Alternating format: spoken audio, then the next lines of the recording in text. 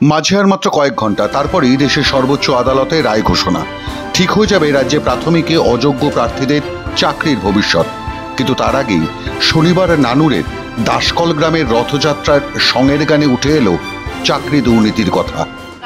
চাকরি পেয়েছিল, চাকরি চলে গিয়েছে, টাকা দিয়ে চাকরি পেয়েছে, টাকা চলে গেছে। কত আমরা স্ট্যাটাস মেনটেন করতাম, কত ভালো ভালো শাড়ি পরতাম, আর সেই তো মেনটেন্স করে আমাদের চলতে হবে।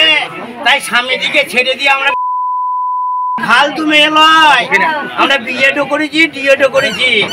বিএড ডিএড করে আমাদের কি হয়েছে জানো? তাই বলি আমাদের কিছুই পায় নাই।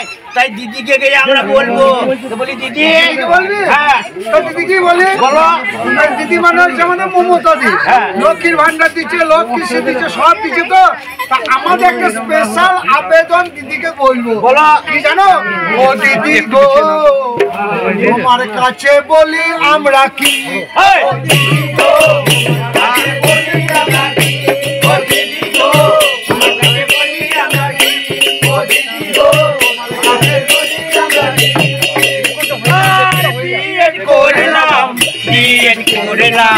আমরা পেলাম কি, বিয়ে করলাম, বিয়ে করলাম, আমরা পেলাম, আর বিয়ে করলাম, বিয়ে করলাম, আমরা পেলাম কি, বিয়ে করলাম, বিয়ে করলাম, আমরা পেলাম।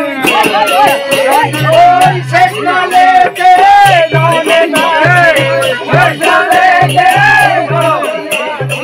শেষ নালেতে নলে নলে, শেষ নালেতে নলে নলে। গণপতি কাটিলো দাদার জি, ও দিদি গো আমরা পেলাম কি, ও দিদি গো আমরা পেলাম কি। দিদি গো আমরা পেলাম কি, সঙের গানের এই ধুনের সঙ্গে ধর্তাই ধরলেন গ্রামের মানুষজন। রথ উপলক্ষে নানুরের দাসকল গ্রামে সঙের গান নিয়ে বেরিয়ে পড়েন সঙের দল। সারাদিন শোভাযাত্রা করে গ্রাম পরিক্রমা করেন তারা।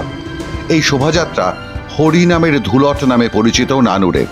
এই সেই নানুর যেখানে পঞ্চায়েত নির্বাচনে মনোনয়ন জমা দিতে দেওয়া হয় না বিরোধীদের, ভোট দিতে দেওয়া হয় না বিরোধী সমর্থকদের। বারবার শিক্ষকতার চাকরির পরীক্ষা দিয়েও চাকরি পান না গ্রামের বেকার যোগ্য ছেলেমেয়েরা। আর কারা পেয়েছে সেও বলেছে সঙের দল।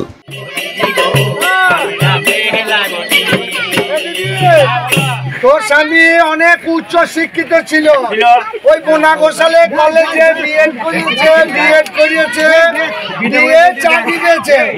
আর সে চাকরি না পেয়ে এই ছোড়াটা মাধ্যমিক পাশও করে নাই, নন ম্যাট্রিক। সবাই সাধু ধরা পড়ল চোরু, ধরা পড়ল, ধরা পড়ল চোরু, ফাটানো গেল,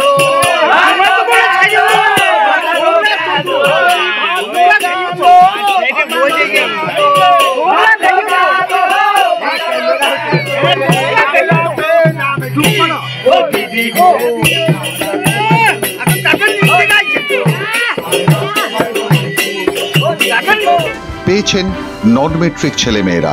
তবে এখানেই থামেনি সঙের গান। চটুল আঙ্গিকে গাওয়া এই গানে এমন কিছু শব্দ, ভাষা, কথা ব্যবহার করা হয় যা কার্যত লোকজ কথ্য ভাষা।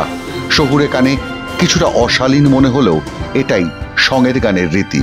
পুরুষরাই মেয়ে সেজে গান গেয়ে ঘোরেন গ্রামের পর গ্রাম। চাকরি দুর্নীতি, গরু পাচার, কয়লা পাচারের মতো বিষয়ও উঠে এসেছে এই সঙের গানে। এই বীরভূম জেলাতেই মুখ্যমন্ত্রী মমতা বন্দ্যোপাধ্যায়ের মামা বাড়ি।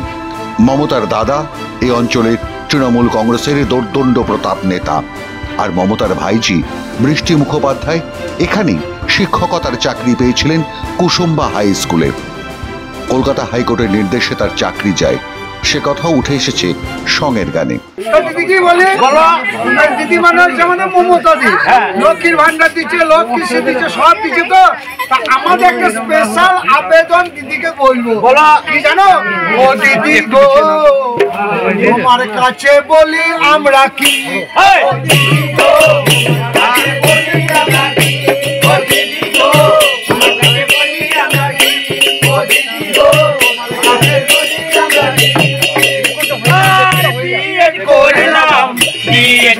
করলাম আমরা পেলাম কি বিয়ে করলাম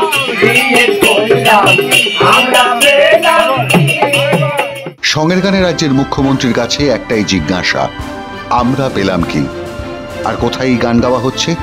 সেই দাসকল গ্রামে, যেখানকার বাসিন্দা তৃণমূল কংগ্রেসের লাভপুরের বিধায়ক অভিজিৎ সিংহ বা রানা সিংহ, যিনি বীরভূম জেলায় অনুব্রতর ছায়া সঙ্গী এবং ঘনিষ্ঠ অনুগামী বলেই পরিচিত। অনুব্রত এখন জেলে। বিধায়ক অভিজিৎ সিংহ জেলা রাজনীতিতে একটু চাপে।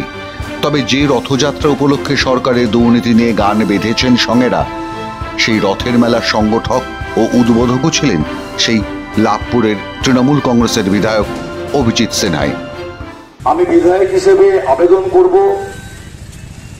আসন্ন পঞ্চায়েত নির্বাচন উপলক্ষে যে নমিনেশন প্রক্রিয়া শুরু হয়েছে, সমস্ত রাজনৈতিক দল আপনারাও এই নমিনেশন প্রক্রিয়ায় অংশগ্রহণ করুন। বিধায়ক হিসেবে আমিও অনুরোধ করব প্রশাসনের কাছে যে সুষ্ঠুভাবে যাতে প্রত্যেকটি রাজনৈতিক দল, তৃণমূল কংগ্রেস হোক বা বিরোধী দল হোক, তারা যাতে এই নির্বাচন প্রক্রিয়ায় সুষ্ঠুভাবে তাদের কাজ করতে পারেন, প্রশাসন দেখবে। এবং যে কেউ সে যদি আমার দলের কর্মী হয় এবং সে যদি দলের নির্দেশ না পালন করে, আইনগত ব্যবস্থা নেবেন এবং কড়া ব্যবস্থা নেবেন। কিন্তু সঙ্গের গান চলছে গ্রামে গ্রামে, আমরা পেলাম কি? মাধ্যম ব্যুরো রিপোর্ট।